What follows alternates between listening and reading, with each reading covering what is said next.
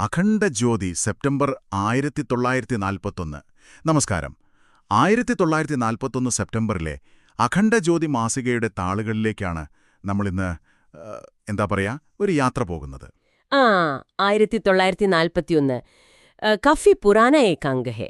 അതെ, നിങ്ങൾക്ക് കിട്ടിയ ഈ പഴയ ലക്കം നമ്മൾ ഒരുമിച്ച് വായിക്കുകയാണെന്ന് കരുതുക. ഇതിലെന്തൊക്കെയാണെന്നത്തെ പ്രധാന ആശയങ്ങള്, ഉൾക്കാഴ്ചകള് നമുക്കൊന്ന് നോക്കാം. തീർച്ചയായും. അന്നത്തെ ആ കാലഘട്ടത്തിലെ ചിന്തകൾ, ഉപദേശങ്ങൾ ഒക്കെ ഇതിലൂടെ അറിയാൻ പറ്റും. ആത്മീയതയുണ്ട്, സ്വയം മെച്ചപ്പെടുത്താനുള്ള കാര്യങ്ങളുണ്ട്, ആരോഗ്യം, പിന്നെ ധാർമ്മിക ജീവിതം, ഒരുപാട് വിഷയങ്ങൾ. ശരിയാണ്. നമുക്ക് ഓരോന്നായിട്ട് നോക്കാമല്ലേ? ഇതിലെ പ്രധാന ചിന്തകളിലേക്ക് കടക്കാം. ഓക്കെ. അപ്പോ ആദ്യത്തെ താളിൽ തന്നെയുള്ള ആ ഏക് ജ്യോതി കവിത, എല്ലാം ഒന്നാണെന്നുള്ളൊരു ഭാവം. അതെ അതെ. രാമനും ശ്യാമനും രാധയും സീതയും, ഗീത, ക്ഷേത്രങ്ങൾ, വിഗ്രഹങ്ങൾ എല്ലാം ആ ഒരേ ഒരു ദൈവിക ചൈതന്യം തന്നെ. ആ ഒരു അദ്വൈത ചിന്തയുടെ പ്രതിഫലനം അല്ലേ? തീർച്ചയായും. ഇതേ ആശയം കുറച്ചുകൂടി വിശദമായിട്ട് പണ്ഡിറ്റ് മദൻ മോഹൻ മാളവയുടെ ഒരു ലേഖനത്തിലും കാണുന്നുണ്ട്. പ്രാണിയോം കോ രചനേവാല. ജീവികളുടെ സ്രഷ്ടാവ്. അതെ. ഈ പ്രപഞ്ചം, അതിലെ ചെറിയ പുഴുക്കൾ മുതൽ വലിയ മൃഗങ്ങൾ വരെ, എണ്ണിയാൽ തീരാത്ത ജീവജാലങ്ങൾ, ഇതൊക്കെ ഉണ്ടാക്കിയ ആ ശക്തിയുടെ ഒരു അത്ഭുതത്തെക്കുറിച്ചാണ് പറയുന്നത്. ഓ, മനുഷ്യ ശരീരത്തിന്റെ കാര്യം തന്നെ അദ്ദേഹം എടുത്തു പറയുന്നുണ്ടല്ലോ. ദഹനം, രക്തയോട്ടം. നമ്മുടെ ഇന്ദ്രിയങ്ങൾ, മനസ്സിന്റെ കഴിവുകൾ, ഓർമ്മ, ചിന്ത, ഭാവന. ഇതൊന്നും വെറുതെ ആകസ്മികമായുണ്ടായതല്ല, മറിച്ച് ഒരു വലിയ ബുദ്ധി ഇതിന് പിന്നിലുണ്ട് എന്നൊരു വാദം. അതെ. ആ ഒരു ചിന്ത, അത് സ്വാമി രാമതീർത്ഥയുടെ ശിവോഹം ശിവോഹം എന്ന ലേഖനവുമായും ചേർന്നു പോകുന്നുണ്ട്. ഞാൻ ശിവനാകുന്നു. നമ്മൾ ഈ ശരീരം മാത്രമല്ല, അതിനപ്പുറം ഒരു അനന്തമായ ആത്മചൈതന്യം നമ്മളിലുണ്ട് എന്ന തിരിച്ചറിവ്. ഭൗതികമായ സുഖദുഃഖങ്ങളിൽ നിന്ന് കുറച്ചൊന്ന് മാറി നിൽക്കാനുള്ളൊരു ഓർമ്മപ്പെടുത്തൽ. ഈ ഞാൻ എന്നത് ശരീരത്തിനപ്പുറം എന്ന ബോധ്യം. അതെ അതെ. അപ്പോ ഈ ഒരു ആത്മീയമായ തിരിച്ചറിവ് നേടണമെങ്കിൽ എന്തു വേണം? അവിടെയാണ് ശക്തിയുടെ കാര്യം വരുന്നതല്ലേ?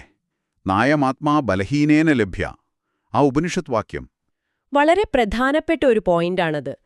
ആത്മാവിനെ, അല്ലെങ്കിൽ ആത്യന്തിക സത്യത്തെ ബലഹീനർക്ക് നേടാനാവില്ല. ബലം എന്ന് പറയുമ്പോൾ അതായത് വെറും ശാരീരിക ശക്തി മാത്രമല്ല, മാനസികമായ ധൈര്യം, ഇച്ഛാശക്തി, ധാർമ്മികമായൊരു ഉറപ്പ്, ആത്മീയമായ തേജസ്, ഇതെല്ലാമാണ്. ഭീരത്വം, മടി, അധാർമികത, ഇതൊക്കെ ബലഹീനതയുടെ ലക്ഷണങ്ങളാണെന്നും പറയുന്നു. അതെ. അപ്പോ എങ്ങനെയാണ് ഈ ബലം നേടുക? ധാർമ്മികമായി ജീവിക്കുക, പാപങ്ങളെ അതിജീവിക്കുക, അങ്ങനെ ആത്മശക്തി നേടണം. എന്നിട്ട് ബലവാനാകണം. ഉണരൂ, ശക്തരാകൂ, നിങ്ങൾക്കും മറ്റുള്ളവർക്കും വേണ്ടി എന്നൊരു ആഹ്വാനം കൂടിയുണ്ടതില്. വെറുതെ ഇരിക്കാതെ പ്രവർത്തിക്കാനുള്ള ഒരു മോട്ടിവേഷൻ. ശരിയാണ്. ഈ ശക്തിയും ധാർമ്മികതയുമൊക്കെ സത്യസന്ധതയുമായി ബന്ധപ്പെട്ടിരിക്കുന്നു. സത്യനാരായണ വ്രതം എന്ന ലേഖനം അതാണ് പറയുന്നത്. അതൊരു പൂജ എന്നതിനപ്പുറം, അതെ, സത്യം മാത്രം പറയുമെന്നും പ്രവർത്തിക്കുമെന്നുമുള്ള ഒരു പ്രതിജ്ഞയായിട്ട് കാണണം. ചിന്ത, വാക്ക്, പ്രവൃത്തി എല്ലായിടത്തും സത്യം. അതുപോലെ തന്നെ ബദലാമത് മാങ്കോ, പ്രതികാരം ചെയ്യരുത്. അത് പ്രധാനമാണ്. മറ്റൊരാൾ ചെയ്ത തെറ്റിന് പകരം വീട്ടാതെ ക്ഷമിക്കുക, സ്വയം മെച്ചപ്പെടുത്തുക, സേവനം ചെയ്യുക. ഇതൊക്കെ ഒരുപക്ഷെ ആന്തരിക ശക്തിയുടെ ലക്ഷണങ്ങളായിരിക്കാം. തീർച്ചയായും. പിന്നെ നല്ല പെരുമാറ്റം, ഭൽ മനസാഹത് വ്യവഹാർ. നെപ്പോളിയന്റെ കഥയുണ്ടല്ലോ അതില്. ചക്രവർത്തിയായ ശേഷവും പഴയ ടീച്ചറെ കണ്ടപ്പോൾ കാണിച്ച ബഹുമാനം. അതെ, നമ്മൾ എത്ര ഉന്നതനായാലും മറ്റുള്ളവരോടുള്ള ദയ, ബഹുമാനം, വിനയം, അതൊന്നും കൈവിടരുത് എന്നൊരു ഓർമ്മപ്പെടുത്തൽ. ഈ പറഞ്ഞ കാര്യങ്ങൾക്കെല്ലാം അടിസ്ഥാനം എന്തായിരിക്കും? ഒരുപക്ഷെ ആത്മവിശ്വാസം. ആത്മവിശ്വാസ് കി ഖോജ് മേം എന്ന ലേഖനം. അതുതന്നെ. സ്വയം വിശ്വാസമില്ലെങ്കിൽ പിന്നെ വേറെ എന്ത് നേടിയിട്ടും കാര്യമില്ല. മറ്റുള്ളവരുടെ അംഗീകാരമല്ല, നമ്മുടെ ഉള്ളിലെ വിശ്വാസമാണ് യഥാർത്ഥ ശക്തി. ഈ ആന്തരിക ശക്തിയും വിശ്വാസവുമൊക്കെ വളർത്താൻ സഹായിക്കുന്ന ഒന്നാണ് ജീവിതത്തിൽ നിന്നും പ്രകൃതിയിൽ നിന്നും പഠിക്കുക എന്നത്. ദത്താത്രേയന്റെ കഥ. 24 ഗുരുക്കന്മാർ.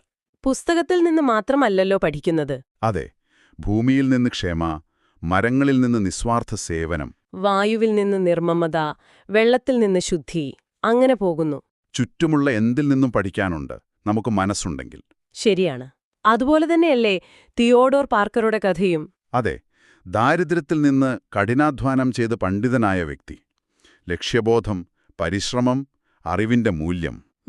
വിദ്യാഭ്യാസത്തെക്കുറിച്ച് പറയുമ്പോൾ ശിക്ഷാ കെ ലാഭ് എന്നൊരു ലേഖനം പഴയ ഭാരതീയ രീതിയെക്കുറിച്ചും ശിഖയുടെ, അതായത് കുടുമയുടെ പ്രാധാന്യത്തെക്കുറിച്ചുമൊക്കെ പറയുന്നുണ്ട്. ബുദ്ധിയും സ്വഭാവവും ആത്മീയ ജ്ഞാനവും ഒരുമിച്ച് വളരുന്ന വിദ്യാഭ്യാസം. അതെ, അറിവിനൊപ്പം സ്വഭാവത്തിനും പ്രാധാന്യം. ഇനിയിപ്പോ ചില കഥകൾ ഇതിലുണ്ട്, ആശയങ്ങൾ ലളിതമാക്കാൻ.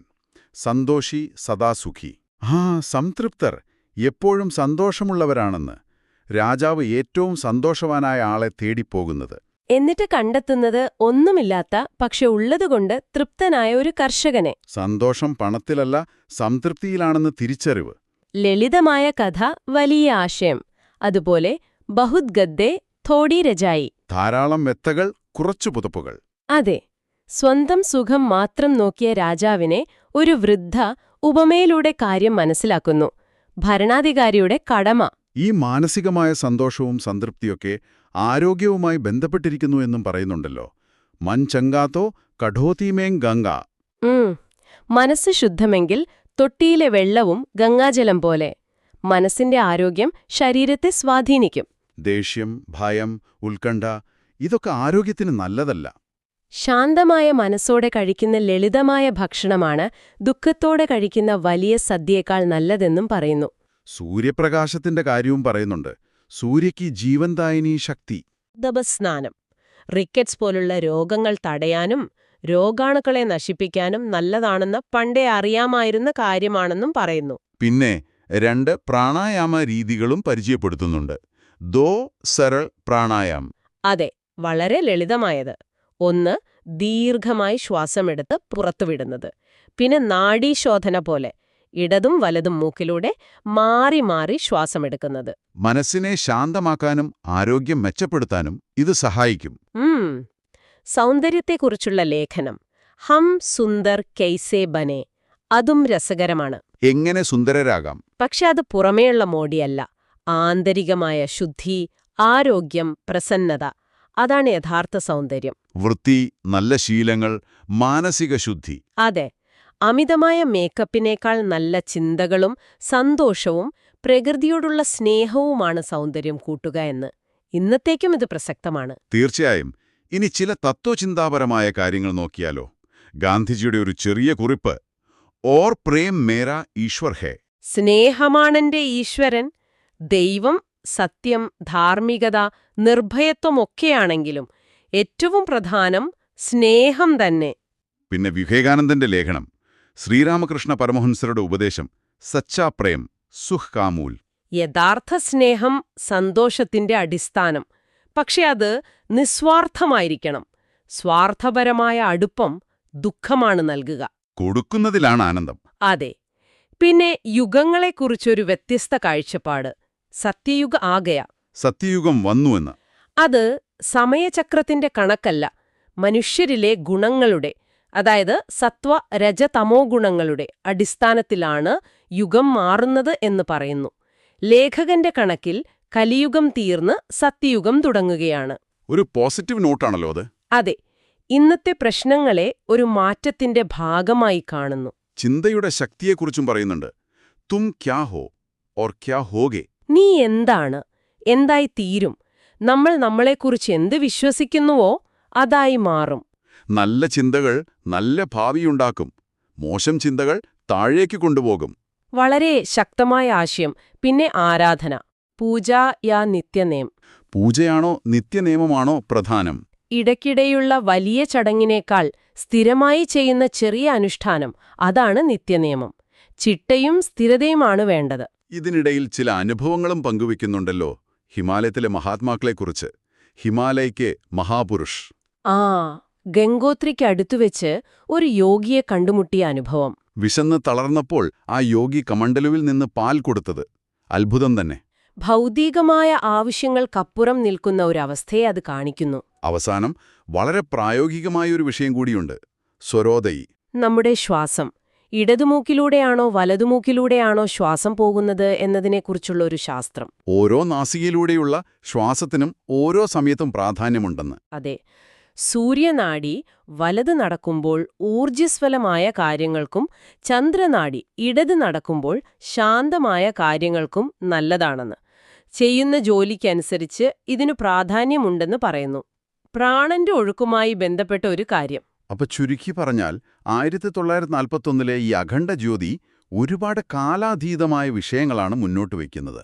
ആന്തരിക ശക്തി, സത്യം, സംതൃപ്തി, മനസ്സിന്റെ കഴിവ്, പ്രകൃതിയിൽ നിന്ന് പഠിക്കാനുള്ള കഴിവ്, നല്ല പെരുമാറ്റം, ആരോഗ്യം. അതെ, എല്ലാം പരസ്പരം ബന്ധപ്പെട്ട് കിടക്കുന്നു. ആന്തരികമായ ശുദ്ധിയും ശക്തിയും ഇല്ലെങ്കിൽ ആരോഗ്യമോ സന്തോഷമോ ഇല്ല. സത്യസന്ധതയും നല്ല പെരുമാറ്റവും ആത്മവിശ്വാസത്തിന്റെ ഭാഗമാണ്.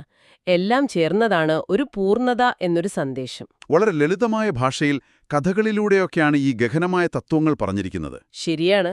80 വർഷം പിന്നോട്ട് പോയി ഈ കാര്യങ്ങൾ കേട്ടപ്പോൾ അന്നത്തെ ആളുകൾക്ക് പ്രധാനമായിരുന്ന ഈ മൂല്യങ്ങളെക്കുറിച്ച് നമ്മൾ ഓർത്തു. ഒരുപക്ഷേ ഇത് കേൾക്കുന്ന നിങ്ങൾക്ക് സ്വയം ചോദിക്കാവുന്ന ഒരു ചോദ്യം ഇതാണ്: ഈ പഴയ താളുകളിൽ നമ്മൾ കണ്ട ഈ ശാശ്വതമായ തത്വങ്ങൾ, അത് ആന്തരിക ശക്തിയാകട്ടെ, സത്യസന്ധതയാകട്ടെ, സംതൃപ്തിയാകട്ടെ, മറ്റുള്ളവരിൽ നിന്ന് പഠിക്കാനുള്ള കഴിവോ നല്ല പെരുമാറ്റമോ ആകട്ടെ, ഇന്നത്തെ നമ്മുടെ ഈ തിരക്കുപിടിച്ച ജീവിതത്തിൽ, നമ്മുടെ സ്വന്തം സാഹചര്യങ്ങളിൽ എങ്ങനെ പ്രായോഗികമാക്കാൻ പറ്റും? ഈയൊരു ചിന്തയോടെ ഇന്നത്തെ ഈ ചർച്ച നമുക്കിവിടെ നിർത്താം.